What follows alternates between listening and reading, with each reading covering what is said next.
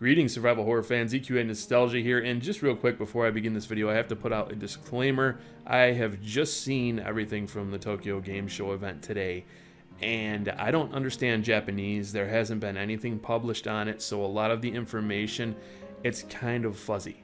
Some of the stuff that I saw, I don't know what the hell it is. Like, they showed us a mobile, what looked like a mobile game, and it very much reminded me of Sweet Home, which is an old NES game Shinji Mikami made way back in the day. It was one of the first survival horror games, if not the very first survival horror game, with like RPG elements to it.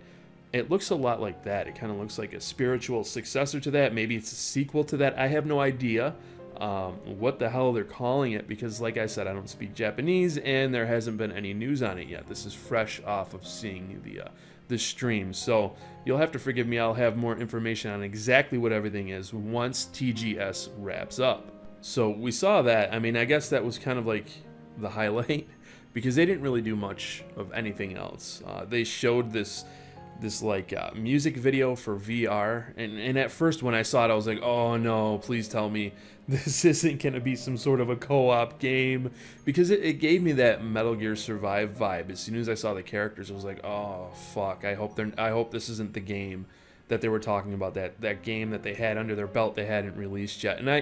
And I also hope that this new mobile-looking game that they unveiled isn't the new game.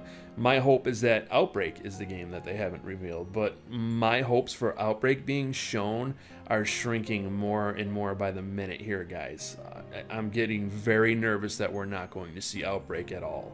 Now, there is something interesting that was pointed out to me, and it might not be anything. It could just be like an homage that Capcom is doing just to see if people are paying attention. But Mass Distraction pointed this out to me, so kudos to you if you're watching this, man. If you take a look at the Resident Evil 7 coin, and then you compare it to the coin that Jim used to use in Outbreak, his lucky coin, they're pretty much identical. If you look at the inside of the coin, it's kind of hard to make out on the Outbreak image because it's not that very good of a definition. It's, you know, it's an older game. Back then things didn't look that great. But if you look at it, you can really tell. I mean, the indentation on the inside of the coin, it matches up to what Jim had. Now, I'm not saying that this is, you know, proof that Outbreak is going to happen, but it's definitely a nod to Outbreak, at least in my opinion. And that's what when I look at it, it's uncanny, the comparison. But Resident Evil 7's been kind of weird like that. Capcom's been sliding things in there. Like when the tape plays in the demo, you can see what looks like the Resident Evil Director's Cut, like ID, the numbers from it. And somebody recently on Reddit also saw the Resident Evil 3 code in one of the tapes. So it's interesting. I don't know why they're doing that. I don't know if they're just trying to get people who are really digging for it to go, oh hey, look what I found. I don't know. It's strange what they've been doing with this game. But I don't know, maybe that's a sign of things to come, hopefully. Now, in terms of Resident Evil 7, there really wasn't that much. They had more audio for the Lantern trailer, which is something that I think fans had already found out. There was a way that they like turned up the audio so you could hear what Marguerite was saying. So that was interesting to hear her taunting the character and just saying crazy shit. But that's really all we got, aside from this one instance that seemed like we were in a save room, and there was like the save room music playing, and they also had an inventory chest. So the inventory chest, I think that was leaked before. Maybe it was official. I can't even keep track of all this shit anymore, guys. But the inventory chest is something that we kind of suspected was going to be a thing because we had already seen an image from it, but this pretty much confirms it. So that's really cool. If they have save rooms in this game, and I'm not saying this is confirmed, but that's what it looks like. If they have save rooms and inventory chests and all of that shit, the item management that they're doing, this is very much playing like a classic Resident Evil title. It's only in first person, and so many people don't know that the original Resident Evil was supposed to be first person. So it's kind of like things have come full circle here. I'm very excited about this game because it looks like it's going in the direction I want it to go in.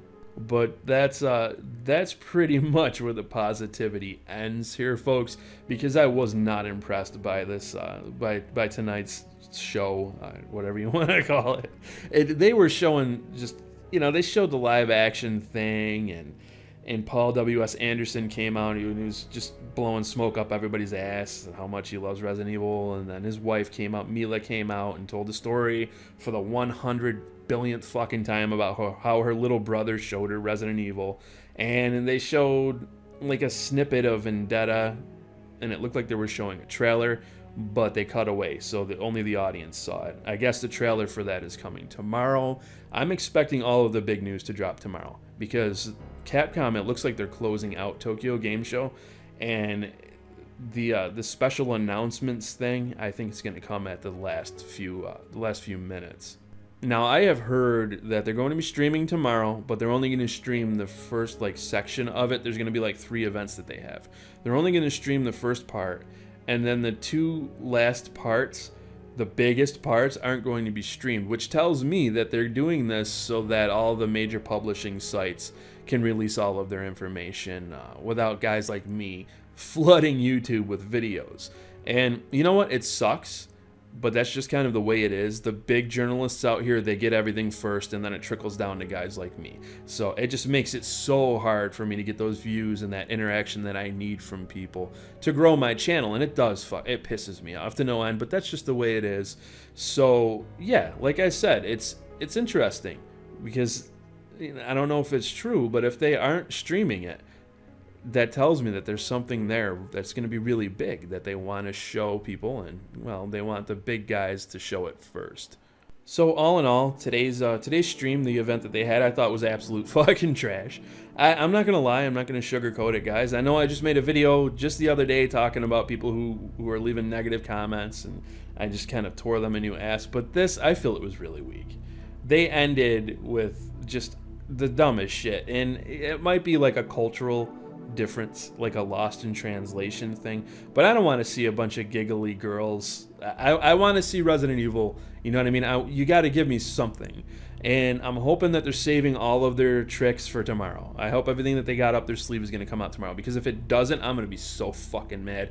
If we don't see Resident Evil 2 remake, if we don't hear about Outbreak, I'm gonna fucking riot. At this point, I want to kick it over to you guys. What do you think about this stream? What do you think about the prospects of seeing Outbreak and Resident Evil 2 Remake? Let me know down in the comment section below. I thank you all for watching, and I look forward to seeing you all in my next video.